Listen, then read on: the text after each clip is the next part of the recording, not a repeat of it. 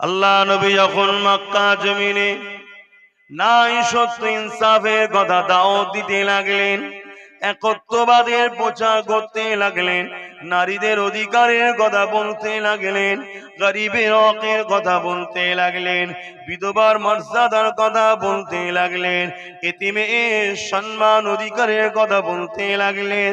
তৎকালীন সময় যারা নারীদের উপরে জুলুম করত, এতিমদের উপরে জুলুম করত, এক আল্লাহ ছেড়ে দিয়ে নানান কাল্পনিক বিশ্বাসী ছিল, তারা দেখলো মুহাম্মদ রাসূলকে রুখতে হবে। এই রুখতে গিয়ে আমার নবী পাককে নানান দিক দিয়ে অত্যাচার করেছে। আল্লাহ নবী যখন নামাজে সিজদায় পড়ে যেতেন, আমার নবী পাকের পিঠে পচা দুম্বার ভুঁড়ি পর্যন্ত চাপিয়ে দিত। এমনও দিন গেছে আল্লাহ নবীকে পাহাড়ে বন্দী পর্যন্ত করে রাখা ষড়যন্ত্র করেছে। আবু জেহেল একটা সময় এমনও করেছে আমার রাসূলুল্লাহকে ফেলার জন্য কুয়া করেছে, ইত্যাদি ইত্যাদি করেছে। কিন্তু কোন দিক দিয়ে নবীকে দমাতে পারছে না, লোক বেড়েই যাচ্ছে। এই যুবকেরা, আবু জেহেল এই সময় খবর পেয়ে গেল হাবিব ইয়ামানি বলে একটা ব্যক্তি রয়েছে, যে কিনা বিশাল বড় জাদুকর, তার জাদুর মোকাবেলায় কেউ কখনো জিততে পারেনি। তাই আবু জেহেল বড় বুক ভরা আশা নিয়ে আমার নবী পাককে অপমান অপদস্থ পরাজিত করাবে বলে ওই হাবিব ইয়ামানিকে ইনভাইট করলো, দাওয়াত দিয়ে নিয়ে আসতে লাগলো। হাবিব ইয়ামানি মক্কা জমিনে চলে আসলো। খাওয়া দাওয়া বাদ হাবিব ইয়ামানি আমার রাসূলুল্লাহর সঙ্গে কথা বলতে গেল। আল্লাহ নবী এমন করে দেখা যায় আবু কুবাইস পাহাড়ের ধারে নবী আমার হাঁটা চলা করতে লেগেছে। রাত্রিরে পূর্ণিমার চাঁদ উঠেছে, আল্লাহ নবী হাঁটা চলা করতে লেগেছে। ঠিক এমন করে আবু জেহেল দল বল নিয়ে এমন করে হাবিব ইয়ামানিকে সাথে করে নিয়ে ওই জায়গাতে হাজির হয়ে গেল। কেন আবু জেহেল বিশ্বাস করেছে আজ মুহাম্মদ রাসূল পরাজিত নিশ্চিত হয়ে যাবে। কেননা পৃথিবীর বিখ্যাত জাদুকর হাবিব ইয়ামানি যখন আমার সাথে রয়েছে, তাই দল বল সঙ্গে করে নিয়ে গেছে। হাবিব ইয়ামানি যখন আমার নবীকে পরাজিত করে দেবে, ওই সময়ে আবু জেহেল আমার নবী ও নবীর সাথীদের ঠাট্টা বিদ্রুপ করবে, এই জন্যে দল গুছিয়ে নিয়ে হাজির হয়েছে। শুনছেন মাইক আজ বুঝতে পারছেন তো? আমরা তো সহজে ইসলাম পেয়েছি, তাই ইসলামের উপরে গুরুত্ব আমাদের খুবই কম। কথা বুঝে আসছে? এ যুবকেরা, হাবিব ইয়ামানি এমন সময় দেখা যায় আল্লাহ নবীকে একটা প্রশ্ন করলেন, হে আব্দুল্লাহর বেটা মুহাম্মদ সাল্লাল্লাহু আলাইহি ওয়াসাল্লাম, শুনেছি নাকি আপনি নবী দাবি করেছেন। আল্লাহ নবী জানিয়ে দিলেন লা ইলাহা ইল্লাল্লাহ আনা মুহাম্মাদুর রাসূলুল্লাহ, নেই কোনো ইলাহা একমাত্র আল্লাহ ছাড়া, আর আমি মুহাম্মদ আল্লাহর আখেরি নবী পয়গম্বর। এই মেসেজ যখন আমার রাসূলুল্লাহ দিতে লাগলেন, হাবিব ইয়ামানি বলতে লেগেছে আমাকে কিছু চমৎকার দেখান। রাতর মুজিজা বলতে পারছে না, চমৎকার। এ যুবকেরা, তরুণেরা, আল্লাহ নবী তখন বলতে লাগলেন কি দেখবে। হাবিব ইয়ামানি বিশাল বড় জাদুকর ছিল, তাই সে জানে জাদু আসমানে চলে না, জমিনে চলে। মুহাম্মদ যখন প্রফেট রাসূল দাবি করেছে, তাই আসমানে কিছু দেখতে তার কাছে চায়। কেননা জাদু যদি হয় দুনিয়াতে হয়, আসমানে হবে না। তাই আমার নবী পাককে বলল আপনি আসমানে কিছু দেখান। এ যুবকেরা, আমার নবীকে লিডার বলে মানো, আমার নবীকে রাসূল বলে মানো, আমার নবীর পক্ষে দাঁড়িয়ে থাকো, দুনিয়ায় তোমার কেউ কিছু করতে পারবে না। আল্লাহ নবী তখন আসমানের দিকে মুখ তুললেন, তুলে বলতে লেগেছে হাবিব ইয়ামানি রে, এই যে 14 চাঁদ পূর্ণিমার চাঁদ উঠেছে, এই চাঁদটাকে আমি রাসূলুল্লাহ দুটুকরো করে দিলে কি হবে? আরো জোরে বলুন না সুবহানাল্লাহ। হাবিবি আমানির তো মুখে আর কথা নেই, মানে চাঁদ দুটুকরো হয়। হ্যাঁ, চাঁদ তো সৃষ্টিকর্তা সৃষ্টি করেছে, দুটুকরো হবে কি করে? কিন্তু হাবিবি আমানি জানে না তখন যে এই চাঁদটাও হুজুরের গোলাম। জোরে বলুন সুবহানাল্লাহ। আমি জিনার সঙ্গে কথা বলছি, এই চাঁদও হযরত প্রফেট মুহাম্মদ রাসূলের উম্মত, নবী তারও নবী। জোরে বলুন সুবহানাল্লাহ।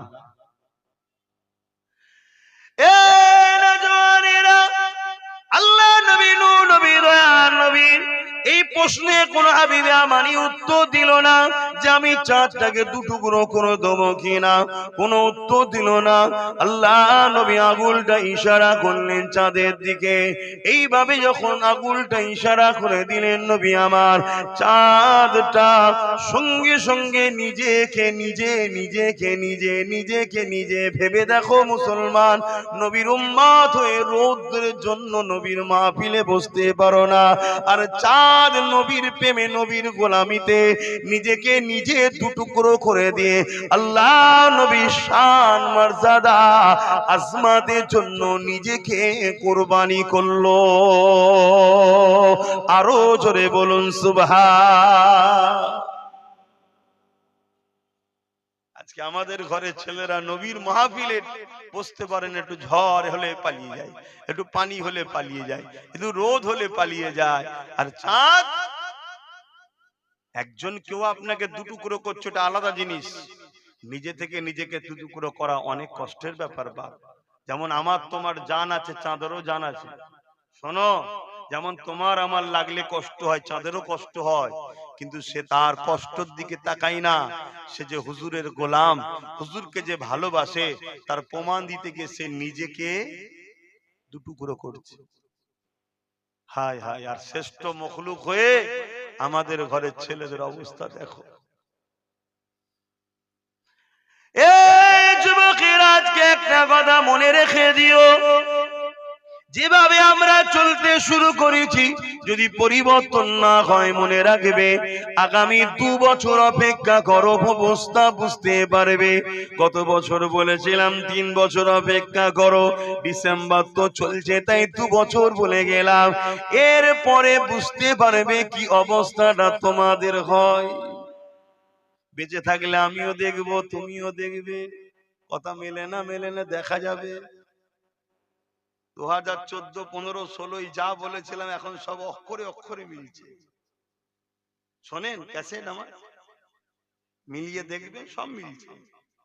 তাহলে আমি কি বিরাট গায়েবের খবর জানি? না না না, নাউজুবিল্লাহ। আমার নবী যা বলে গেছে সেটাই তো বলছি। নবী সব জানতেন, নবীকে আল্লাহ সব জানিয়েছে।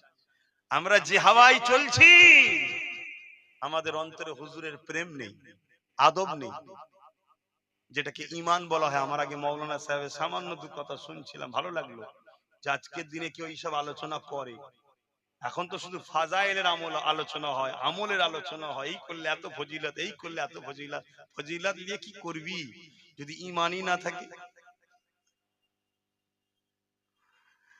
এই যুবকেরা, তরুণেরা, এখনো সময় আছে, পরিবর্তন হয়ে যাও।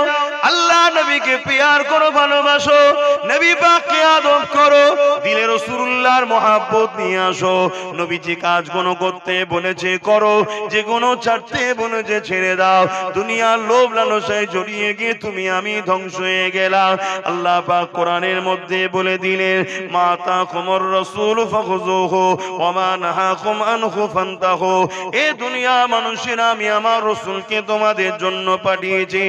আমার নবী যা আদেশ করেছে মেনে নাও, আমার নবী যা নিষেধ করেছে ছেড়ে দাও। আমার নবীর হ্যাঁ হ্যাঁ বলো, নয় না বলো।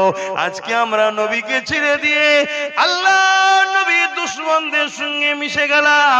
তারা আমাদেরকে আল্লাহ আল্লাহ নবীর থেকে সরাবার জন্য গান দিল, আমরা গানে গিয়ে ফিল করলাম, তারা আমাদেরকে যাত্রা দিল, আমরা যাত্রায় গিয়ে ফিল করলাম, তারা আমাদেরকে ভুলাবার জন্য ফাংশন দিল, আমরা ফাংশনের দিকে চলে গেলাম, তারা আমাদেরকে আল্লাহ নবীর থেকে সরাবার জন্য বন্ধন লোন দিল বাড়ি বাড়ি। আমরা ওই লোন নিয়ে ঘোষণা দিয়ে দিলাম, আল্লাহ তোমার ও নবীর বিরুদ্ধে আমরা যুদ্ধের ঘোষণা দিলাম। শুনছেন তো নাকি?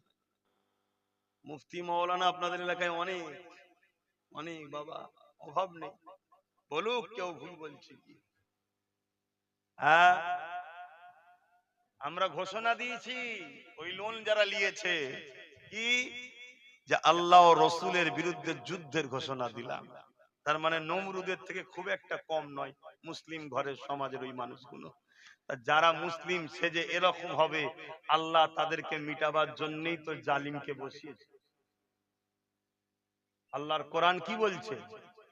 ওলামা ভাইদেরকে জিজ্ঞেস করবেন পরে পার্সোনাল ভাবে যে ভুল বলে যাচ্ছে কিনা। আর ওলামা ভাইদের অন্তরে যদি আল্লাহর খৌফ থাকে, হক কথাই বলবে। কেন আলেম দুই ধরনের হয়, একটা খায়রুল উলামা, একটা শাররুল উলামা। ভালো উলামা যদি হয় আল্লাহ ও রসুলের পক্ষে হয়, বলবে ঠিক। কারণ আল্লাহ কোরআনে গাওয়া দিচ্ছে, যখন তোমরা আমিও আমার রসুলকে ভুলে গিয়ে দুনিয়ায় অন্যের পিছনে ছুটে বেড়াবে, আমি আল্লাহ তখন জালিম শাসক বসিয়ে তোদেরকে তার হাতে মিটাবো। এই বিশাল ভারতবর্ষের প্রধানমন্ত্রী কে হবে এতে আল্লাহ পাক জানে না? আল্লাহর বিনা হুকুমে হয়ে যায় নাকি? কথা বলছে না তো। গাছের পাতা বিনা হুকুমে লড়ে খোদার? তাহলে আমার বিশাল ভারতের প্রধানমন্ত্রী কে হবে এটা কি খোদার বিনা হুকুমে হয়? তাহলে প্রধানমন্ত্রীকে বসিয়েছেন কে বুঝতে পারছেন তো? আমাদেরকে সাইজ করার জন্য। সাইজ করছে তো, এখানে পিটছে, ওখানে পিটছে, সেখানে পিটছে, ওখানে পিটছে, উনি কোনো দিকে খেয়াল নেই, শুধু বলছে ভাইও বেহনো বলে যাচ্ছে, সবকা সাথ সবকা বিকাশ সবকা বিশ্বাস। উনি উনার স্টাইলে আছে, কখনো গুহায় ঢুকে ফটো তুলছে, কখনো নদীতে নেবে ফটো তুলছে, কখনো জেট বিমান চালাচ্ছে না কি কমনে বলে, সব উনি উনার খেয়ালে আছে। আর উনি ঠিক পিছন থেকে ইশারাতে চালিয়ে যা, আমি আছি, চালিয়ে যা চালিয়ে যা।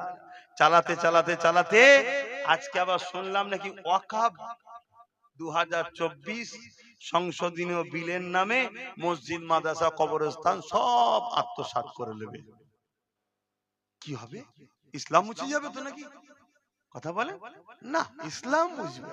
এটা শুনে রাখো বন্ধু, তোমার কালে চুল কালি লাগানো হবে, এক গালে চুন আর এক গালে কালি আমাদের গালে লাগানো হবে। যে তোরা নিকাম্মা, ভাষাটা খারাপ কেউ জানি না, সমাজে বলে না, তার মানে কোনো কাজের নয়, তাই তো নাকি? কোনো কাজের নয়। মনে রেখে দেবে, যিনি বাবরি মসজিদে প্রথম আঘাত দিয়েছিল তিনার হাতেই আল্লাহ 100টার উপরে মসজিদ করিয়ে নিচ্ছে। জোরে বলুন সুবহানাল্লাহ। ওটা নিয়ে কোনো চিন্তা করো না, চিন্তা তোমরা করো। মসজিদ মাদ্রাসা এমনি লিখছে, কেন লিখছে জানো? কেন লিখছে? টাকার দরকার। টাকা কি গো বলবেন তো, টাকার দরকার। এই মসজিদ মাদ্রাসা নিয়ে অনেকে আন্দোলন করছে, আমি কিন্তু তাদের সাথে নেই। তারা আন্দোলন করছে অন্যজনকে, নিজের পেটের জন্য আন্দোলন করছে অনেকে, আবার দেখছি তো পেটের জন্য আন্দোলন। আমাদের সাথে নেই, আমি আন্দোলন করছি, আমার আন্দোলন অন্য আন্দোলন। কথা শুনছেন তো নাকি? হ্যাঁ, আমি নীতির ওপরে মজবুত বাপ, একা থাকবো তাও ভালো, যে আমার রসুলের নয় আমি তার না। সুজি কথা। কেন? কামিয়াবি লোক দ্বারা হয় না, কামিয়াবি আল্লাহর রহমতে হয়। জোরে বলুন সুবহানাল্লাহ। আর আল্লাহর রহমতটা কি বলবেন তো? আল্লাহর রহমতটা কি? আমরা তো সবাই বলি আল্লাহ রহমত চাই, দয়া চাই, রহমত চাই, দয়া। রহমতটা কি? আল্লাহর রহমত আল্লাহ নিজে বলছে, ওমা আরসালনাকা ইল্লা রাহমাতাল লিল আলামিন। আমার রহমত হলো মুহাম্মদুর রাসূলুল্লাহ। জোরে বলুন সুবহানাল্লাহ, আরো জোরে বলুন সুবহানাল্লাহ। অতএব যে নবী নয় তার সাথে না। শোনেন, এই ওয়াকফ লিখছে কেন বলেন? টাকার দরকার। অনেকে বলছে সব বিক্রি করে টাকা পয়সা নেবে। শুধু টাকা পয়সার তো দরকার নেই। শুধু যদি টাকা পয়সার দরকার হয় তাহলে ৭৭ বছর তো ওয়াকফের পয়সা সবাই ঝেড়ে খাচ্ছে। ঝেড়ে খাচ্ছে না, খাইনি বলুন? আমি একটা ছোট্ট উদাহরণ দেবো, অসুবিধা নেই তো? কি গো যুবকরা, তোমাদের অসুবিধা নেই তো? হ্যাঁ, সব খেয়ে ফেলেছো? একটা ছোট্ট উদাহরণ দিই। আমাদের এই কিছু দূরে একটা হাড়োয়া বলে জায়গা আছে, পীর আব্বাস আলী গোরাচাঁদ রহমাতুল্লাহ মাজার, জানেন আপনারা? ওনার জায়গা ছিল 900 বিঘে। কত জায়গা একটু মুখে বলেন। মেমোরির সাথে মুখের এমন একটা সিস্টেম আছে, হাফেজ সাহেবরা পড়ে কেন? একটাই কথা বারবার বারবার বারবার পড়ে কেন? যত পড়বে এখানে মেমোরিতে লোড হবে। তা মুখে উচ্চারণ করবেন, সারা জীবন মনে থাকবে। 900 বিঘে, 77 বছর ধরে ওই 900 বিঘেটাকে সবাই মিলে কম বেশি একটু একটু করে খেয়েছে। খেয়ে খেয়ে খেয়ে খেয়ে আজকে কত বিঘে আছে জানেন? হ্যাঁ? মাত্র 92 শতক। 3 বিঘেও নয়, 99 শতকে 3 বিঘে হতো, তাই তো নাকি? 33 শতকে 1 বিঘে তো। হ্যাঁ, তো মাত্র 92 শতক। 900 বিঘে জমিকে কত জায়গায় কোথায় দাঁড়িয়েছে? 92 শতক। আচ্ছা, এর জন্য যারা খেয়েছে তারা দোষী, না আমাদের এক শ্রেণীর দাড়িওয়ালা টুপিওয়ালা তাদেরকে যারা বাবা বাবা বাবা সব ঠিক আছে বলতো, তাদের দোষ আছে না নাই? আমি আপনাদের দোষ দেবো না, কারণ আপনারা সাধারণ মানুষ। হুজুর এসছেন জিন্দাবাদ, মৌলানা সাহেব জিন্দাবাদ, আমাদেরকে বিশ্বাস করেছে, ঠিক না? কিন্তু আমরা পিছন দৌড় দিয়ে ভাগ নিতাম, ঠিক আছে, হ্যাঁ ঠিক আছে, সব ঠিক আছে। তাহলে এই দুজন, একটা হলো মুনাফিক আর একটা হলো আমাদের দুশমন, যারা ক্ষমতার জোরে 900 বিঘে জায়গাটাকে খেতে খেতে খেতে আজকে 92 শতক করেছে। কিন্তু মেন কাগজে 900 বিঘে এখনো আছে না নাই? জোরে বলেন। কেন্দ্র সরকার চাইছে বিল করে পুরো 900 বিঘে ঘর বাড়ি যা আছে সববার ভেঙে আমি একা খাবো। এটাই হচ্ছে বিজেপি বা কেন্দ্র সরকারের 2024-এর অ্যামেন্ডমেন্ট, 24 সংশোধন বিল করছে এইটা। এবারে বলুন, আমি ধরুন না 900 বিঘে থেকে 92 ছাড়া কাউকে বিক্রি করেছি, কাউকে লিজ দিয়েছি, কাউকে দোকান দিয়েছি, দিয়ে পয়সা ইনকাম করছি তো নাকি? এখন কেন্দ্র সরকার যদি বিল করে ফেলে 92টা তো লেবে, আমি বাকি যা 900 বিঘে জায়গা থেকে 3 বাদ দেন না, রাউন্ড ফিগারে আসুন, 897 বিঘে যাদেরকে দিয়েছি তারা তো আমারই লোক নাকি, ভাড়া এখনো দেয় তো নাকি? তাহলে সেগুলো তো সব নেবে কেন্দ্র। তাই আমি চিল্লাচ্ছি, না এ মানা যাবে না, মানা যাবে না, মানা যাবে না। আবার একদল লোক চিল্লাচ্ছে কি, যে 900 বিঘেই যাদের সম্পদ তাদেরকে ফিরিয়ে দিতে হবে। এই চিল্লানোটা যারা চিল্লাচ্ছে তাদের সাথে সাথ দেন। কথা কিছু মাথায় ঢুকলো? আর না হয় ওই 92টাও কালকে দেখবেন কেন্দ্র যদি না খায় অন্যজন খেয়ে বসে থাকবে, আমরা পাবো না। এর জন্য দোষী কারা? কথা কিছু মাথায় ঢুকছে না ঢোকেনি? অসুবিধা হচ্ছে?